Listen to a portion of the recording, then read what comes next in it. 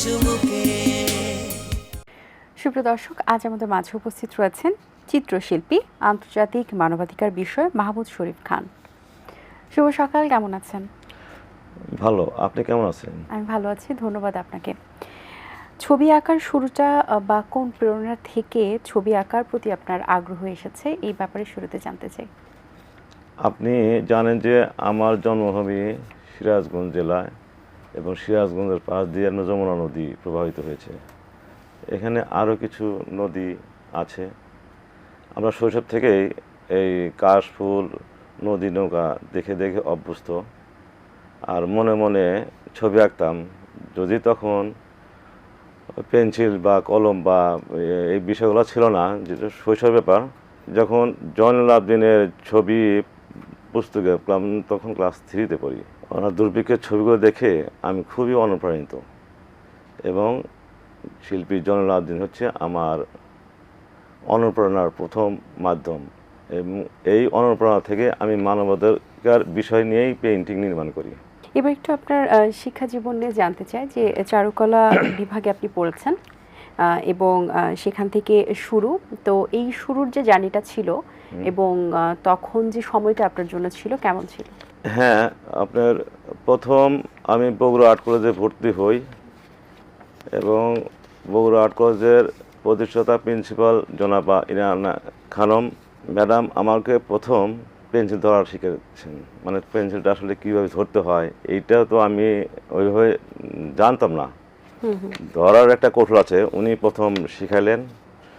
বগুড়াতে কিছুদিন লেখাপড়া করেছি, পরবর্তী সময়ে খুলনা আর্ট কলেজে, এবং নেক্সট টাইমে শান্ত মারিয়াম ইউনিভার্সিটি থেকে অনার্স মাস্টার্স সম্পন্ন করেছি। আচ্ছা, চিত্রশিল্পী হিসেবে আপনার যে অর্জনগুলো রয়েছে, সেই অর্জনগুলো সম্পর্কে আমাদেরকে জানান। আমি নির্মাণ করি রং ও রেখার নির্মমতা প্রতিছবি, মানুষের দুঃখ, বেদনা, কষ্ট, নির্যাতন, এইগুলো হচ্ছে আমার পেইন্টিংয়ের মূল। আমার কিছু সিরিজ পেইন্টিং আছে, যুদ্ধ বিধ্বস্ত মানুষ, রোহিঙ্গা রিফিউজি, জুলাই বিপ্লব, এরপরে আছে অবহেলিত বাংলাদেশের ক্ষুদ্র নৃগোষ্ঠী। এই পেইন্টিংগুলো আমি দীর্ঘদিন ধরে আন্তর্জাতিক মানবাধিকার শিল্পী সংগঠন, বিভিন্ন সংস্থা, সোশ্যাল মিডিয়াতে শেয়ার করে আমার এই মানবতার বার্তাটাকে আমি ছড়িয়ে দিয়েছি। আমি মানবাধিকার চিত্রশিল্পী হিসেবে পরিচিতি লাভ করেছি। ভারত থেকে আমাকে 3বার সংবর্ধনা দিয়েছে, 3টি প্রদেশে। বাংলাদেশেও 2-3টা সংবর্ধনা দিয়েছে। বিশ্বের বিভিন্ন দেশ থেকে আমার নিমন্ত্রণ আসে, শিল্পী সম্মেলন, বিভিন্ন বিষয়ের উপর অনুষ্ঠানে। আমার ওইভাবে যাওয়া হয় না আর্থিক সমস্যার কারণে।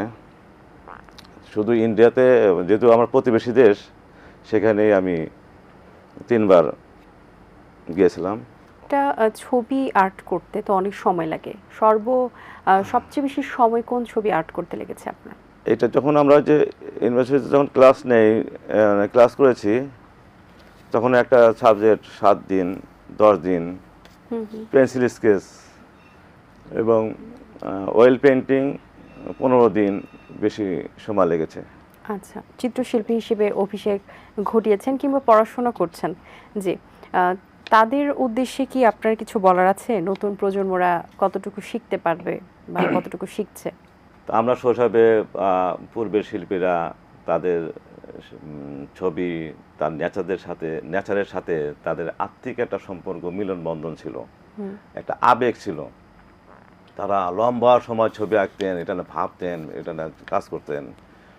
জয়নুল আবদিন সহজে তার ভাবরা যে শিল্পীগুলো আছে, সেই সময় তারা একটা জাগরণ করেছিল, বাংলাদেশে একটা শিল্প জাগরণ করেছিলেন। কিন্তু তখন ছিল ঢাকা আর্ট কলেজ। বর্তমানে প্রত্যেকটা ইউনিভার্সিটির ফ্যাকাল্টি আছে, এরপর অনেকগুলো আর্ট কলেজ আছে, হাজার হাজার স্টুডেন্ট স্টাডি করতেছে, কিন্তু তাদের যে সে শিল্প উন্মোদনা, তাদের যে ফোকাস, তাদের যে অবস্থান, সেটা তো ধরে রাখতে পারি নাই।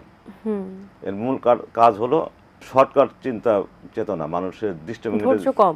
চারুশিল্পের প্রতিষ্ঠান হিসেবে আমরা ইউনিভার্সিটিতে দেখি, এছাড়া এই সেক্টরে অনেকগুলো প্রতিষ্ঠান রয়েছে, তো প্রতিষ্ঠানগুলো থেকে শিক্ষা বা হাতে খড়ি তো হয় ছোটবেলায় অনেকে বাসায় কিংবা শখ থেকে অনেকে করেন, এই প্রতিষ্ঠানগুলো কতটা সহযোগিতা করছে এই মুহূর্তে? এটা প্রথম হলো আপনার বেসিকটা হচ্ছে ক্লাসিক, বেসিক রিয়ালিস্টিক কাজগুলাই শেখানো হয়।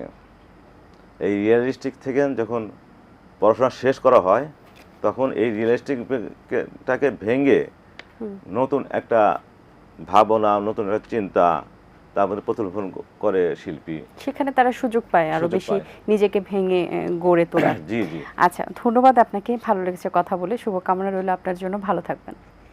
আমার সারা বিশ্বেই এই পেন্টিংগুলো খুব আলোড়ন সৃষ্টি করছে। প্রেসিডেন্ট ডোনাল্ড ট্রাম্পের কিছু সামাজিক সোশ্যাল মিডিয়া তার প্রশাসনিক নিয়ন্ত্রিত আমার এই মানবিক পেন্টিংগুলি ডোনাল্ড ট্রাম্পের ফটোগ্রাফের সাথে সংযুক্ত করে সারা বিশ্বে তারা প্রচার করেছে। যেহেতু মার্কিন প্রেসিডেন্ট রোহিঙ্গা সমস্যা সমাধানের জন্য বড় ভূমিকা পালন করতে পারে। জি, ধন্যবাদ আপনাকে। আমি এই জন্য একটা ক্যাটালগ বই তৈরি করছি ওনাকে উপহার দেওয়ার জন্য। তো এটা তো আপনার রাষ্ট্রের সহযোগিতা ছাড়া তো ওটা হস্তান্তর করা সম্ভব নয়। আমার রোহিঙ্গা সিরিজের পেইন্টিং সহ আরও কিছু মানবিক পেইন্টিং আমি ঢাকায় প্রদর্শনী করার প্রস্তুতি নিয়েছি। আমাদের মাননীয় প্রধানমন্ত্রী জনাব তারেক রহমান, উনি মানবতার প্রতি অত্যন্ত সহানুভূতিশীল। তাকে দিয়ে আমি এই প্রদর্শনী উদ্বোধন করাতে চাই এবং তার প্রদর্শনী উদ্বোধনের মধ্য দিয়ে বিশ্বব্যাপী ছড়িয়ে দিতে চাই। এটাই হচ্ছে আমার প্রত্যাশা। ধন্যবাদ আপনাকে, অনেক ধন্যবাদ। দর্শক, আশা করছি আজও ভালো লেগেছে। আজ এই পর্যন্তই, দেখা হবে আগামী পর্বে নতুন কোনো অতিথির সঙ্গে। সেই পর্যন্ত ভালো থাকবেন, সুস্থ থাকবেন, এটিএন বাংলার সাথেই থাকবেন। আল্লাহ হাফেজ। দিন আসে দিন যায়, সময়টা চলে যায়, তবু আছি এই বেশ ভালো। জীবনটা রঙময়, যেভাবেই হওয়া চাই, নয় কভু সাদা কালো। এই আশাতে স্বপ্ন ভাসে, সুখ হাসে চোখে মুখে, চায়ের চুমুকে।